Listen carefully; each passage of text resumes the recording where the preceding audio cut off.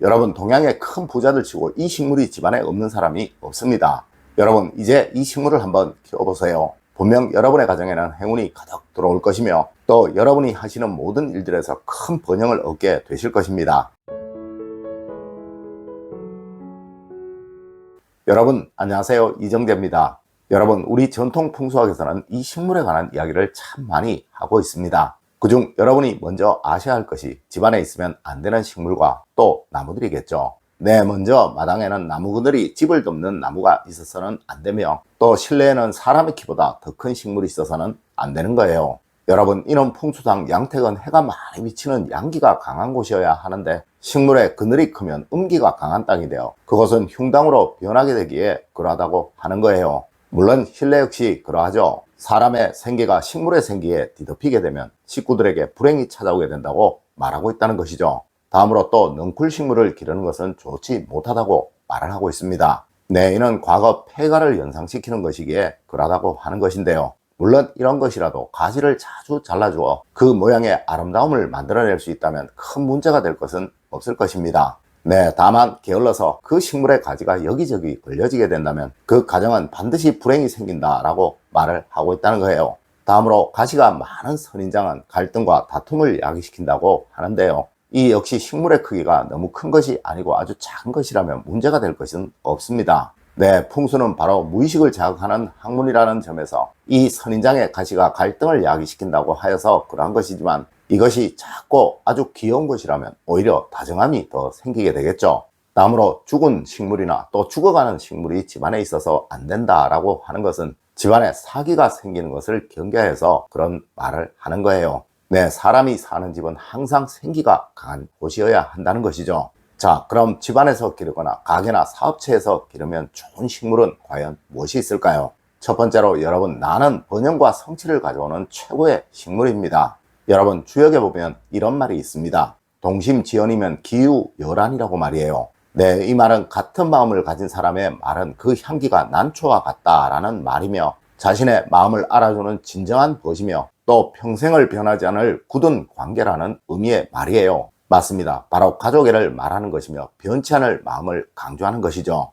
여러분, 하여 동양의 부자들은 누구를 막론하고 이 난초를 자신의 집무실 또 자신의 집에 또 자신이 늘 머무는 곳에 두고 자신의 마음을 다잡고 있는 것입니다. 물론 우리 조상님들도 집안에서 난초를 기르는 것은 아주 당연한 일이었고 말이에요.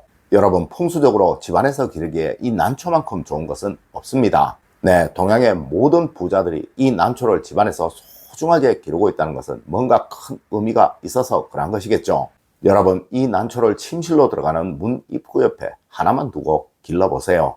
그리고 정성스럽게 한번 길러보십시오. 분명 여러분의 집안에는 큰 번영과 큰 성취가 찾아올 것입니다. 물론 가게를 하시는 분들은 카운터 옆에 이 난초를 하나 두고 기르시고 또 업무를 보시는 분들도 책상 옆에 이 난초를 하나 두고 길러보세요. 여러분에게는 항상 좋은 기운, 즉 상스러운 기운이 머물 것이며 또한 여러분의 일은 항상 성취 일로를 달리게 되실 것입니다. 두 번째로 여러분, 공기정화식물은 집안에 두면 아주 좋은 식물입니다. 여러분, 풍수라는 것은 바로 실용입니다. 여러분의 실생활에 바로 도움이 되는 것, 그것이 가장 우선이라는 것이죠. 여러분, 이 공기정화식물은 미 항공우주국, 즉 나사에서도 지정을 하여 우주선 안에 둘 만큼 우리에게는 너무나도 좋은 것이라는 거죠. 맞습니다. 이것을 여러분의 가정에 두신다면 더운 여름 창문을 열 수 없어 나빠진 공기가 여러분의 건강을 해치는 것을 틀림없이 막아줄 거예요. 제가 이 식물이 무엇인지는 말씀드리지 않을게요. 여러분이 인터넷으로 한번 검색을 해보십시오. 아마 공기정화식물이라고 검색을 하시면 나올 거예요. 여러분, 이 식물이 집안에 있어서 좋은 것은 공기를 정화해 준다는 것과 또 그 식물에서 향이 생기니 마음이 차분해진다는 것과 그리고 그 식물의 의미를 되새기면서 여러분의 마음에 약속을 한다는 면에서 좋은 것입니다. 이러한 면에서 이 공기정화식물을 여러분의 집 거실 복도에 하나 정도 둔다면 너무나도 풍수적으로 좋다는 것입니다. 세 번째로 여러분, 돈의 이름을 가진 식물들과 풍수와는 아무런 관계가 없습니다. 여러분들 아마 이런 말씀 많이 들어보셨을 거예요. 집안에 황금죽이나 천냥죽을 두게 되면 재물운이 들어오게 된다거나 혹은 집안에 금전수 나무를 두면 재물운이 좋아진다라고 하는 말들을 말입니다. 여러분, 그렇다면 황금동에 사는 사람들은 모두 황금이 넘쳐나야 하겠네요. 네, 서울의 일원동에 사는 사람들은 모두 가난해야겠네요. 맞습니다. 이름은 단지 이름일 뿐입니다. 네, 그것이 풍수적으로 재물운과 관계된다는 것은 어디에서도 찾아볼 수가 없다는 것입니다. 여러분, 이제 이런 말장난으로 인해 우리 조상님들이 아주 현명하게 만들어내신 이 풍수라는 학문을 비하하는 일 없으시기를 부탁드립니다. 네 번째로, 여러분, 향기가 좋은 식물이 최고의 식물입니다. 여러분, 과거 우리 조상님들이 난초를 집안에 두면 가장 좋은 식물이라고 말씀을 하셨던 것은 바로 그 뛰어난 향기 때문에 그러셨던 거예요. 네, 이 난초와 관계된 말들은 모두 그 향과 관계된 말들이라는 것이죠. 하여 이 난초를 국향이니 제일향이니 또 왕자향이니 향조라느니 하는 식의 말들을 하였던 것입니다. 맞습니다. 향기가 좋은 집은 번영이 이루어지고 또 향기가 없는 집은 몰락이 생긴다는 것은 우리 조상님들의 원칙이셨던 거예요. 네, 하여 저는 예전 영상에서 집안에 향이 좋은 방향제를 하나 두시라고도 말씀을 드린 적이 있었죠. 네, 이는 집안에 식물을 두시기 어려운 경우에 해야 하는 것이지만 사실 향이 좋은 식물을 집안에 두시는 것이 제일인 것입니다. 여러분, 집안에 향이 좋은 식물을 놓아두시도록 하세요. 네, 사람도 향기가 나는 사람이 제일이듯이 집 역시 좋은 향기, 또 은은한 향기가 나야 번영을 하고 성취가 이루어진다는 것은 풍수학에서는 아주 기본 중에 기본 원칙이라는 것입니다.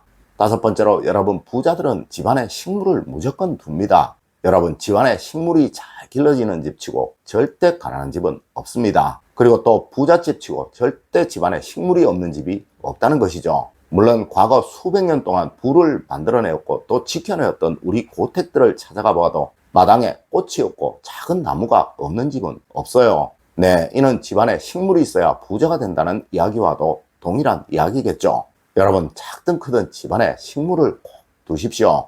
물론 제가 앞서 알려드린 그 원칙대로 말입니다. 그런데 꼭 명심하셔야 할 것은 집안에 있는 것은 식물이든 동물이든 절대 시들어가거나 또 병들어가거나 죽어가서는 안 된다는 거예요. 네, 무조건 생기가 넘쳐나도록 만드십시오. 여러분, 이것이 바로 번영을 위한 풍수의 제일 원칙인 것입니다. 여섯 번째로, 꽃이나 식물을 선물하는 것은 여러분 정말 조심하셔야 합니다. 아마 많은 분들이 개업을 한 가게나 사무실 또 친구분들의 집들이에 꽃이나 식물들을 선물하실 거예요. 네, 무조건 앞서 말씀드린 원칙을 가지고 하세요.